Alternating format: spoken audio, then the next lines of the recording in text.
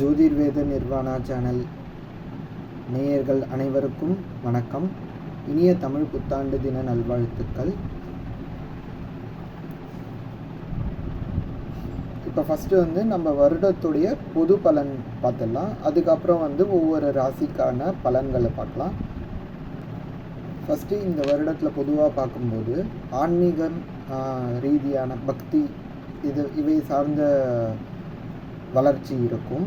அதுக்கப்புறம் பார்த்திங்கனாக்கா வங்கி விஷயங்களில்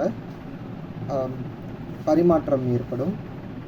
அதாவது சொல்ல போனோம்னாக்கா இன்ட்ரெஸ்ட் ரேட்லாம் குறையறதுக்கு நிறையவே வாய்ப்பு இருக்குது. வெயிலின் தாக்கம் காரணமாக சில இடங்களில் தீ விபத்துகள் ஏற்படும். மற்றும் பார்த்திங்கனாக்கா ஒரு சில இடத்துல சாதாரணமாக மழை இருக்கக்கூடிய இடங்களில் கூட மழை சற்று குறைவாக தான் இருக்கும் இந்த வருஷம். கிராமப்புறங்கள் அல்லது விவசாய பூமி இந்த மாதிரி இடங்களில் பார்த்திங்கனாக்கா மழை பொழிவு சற்று அதிகமாகவே இருக்கும். விவசாயம் நல்லாவே செழிக்கும் இந்த வருடம். அதே போன்று பார்த்திங்கனாக்கா புஷ்பங்கள், மலர்கள் இவைகள்லாம் அதிகமாக பூத்து குலுங்க அதாவது வசந்த காலம் சொல்லுவோம்ல, அது நம்ம வெயில் காலத்துலேயும் இந்த வருடம் முழுக்க பார்த்திங்கனாக்கா புஷ்பங்கள் பூத்து குலுங்கிறத பார்க்கலாம். இதனால் மலர்களுடைய விளைச்சல் அமோகமாக இருக்கும்.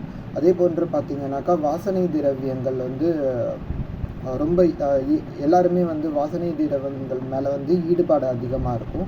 ஸோ அதோடைய சேல்ஸ் கொஞ்சம் நல்லாவே இருக்கும். அடுத்தது பார்த்தாக்கா பெண்களுக்கு நிறைய அங்கீகாரம் கிடைக்க போகுது. நிறைய விஷயங்கள், நிறைய துறைகளில் அவங்க ஒரு பொறுப்பேற்று சாதனை புரியறதுக்கு முயற்சி எடுப்பாங்க. அது மூலியமாக மக்களுக்கு நிறைய நல்லது நடக்க போகுது. அரசியல்லையும் பார்த்திங்கனாக்கா அவர்களுடைய ஆதிக்கம் அதிகமாகவே இருக்கும். அண்டு பார்த்திங்கனாக்கா இது மூலியமாக மக்களுக்கு நிறைய நல்லது நடக்க ஆரம்பிக்கும். அப்புறம் பார்த்திங்கன்னா ஒரு சில இடங்களில் ஆயில் ரெஃபைனரி அந்த மாதிரி இடங்களில் ப்ரொடக்ஷன் இன்க்ரீஸ் ஆகும். அண்ட் ஆயில் ப்ரைஸ் இதெல்லாம் க்ரூட் ஆயில் இல்லை அது சார்ந்த ஆயில் சம்மந்த எந்த ஒரு பொருட்களாக இருந்தாலும் சரி அதில் விலைவாசி குறையும். அண்டு பார்த்திங்கனாக்கா மழை பொழிவு அதிகமாக இருக்கும்னு சொல்லியிருந்தேன். என்னதான் மழை பொழிவு இருந்தாலும் அந்த விவசாய பூமி சேதமாகும் சாதாரணமாக. இந்த வருடம் பார்த்திங்கனாக்கா அந்த சேதம் சற்று குறையும். அது மட்டும் இல்லாமல் காடுகள் பகுதிகளில் நிறைய வறட்சி பூமியாக இருந்த காடுகள்லாம் நிறைய மரங்கள் வளர்கிறதுக்கு வாய்ப்பு நிறையவே இருக்குது.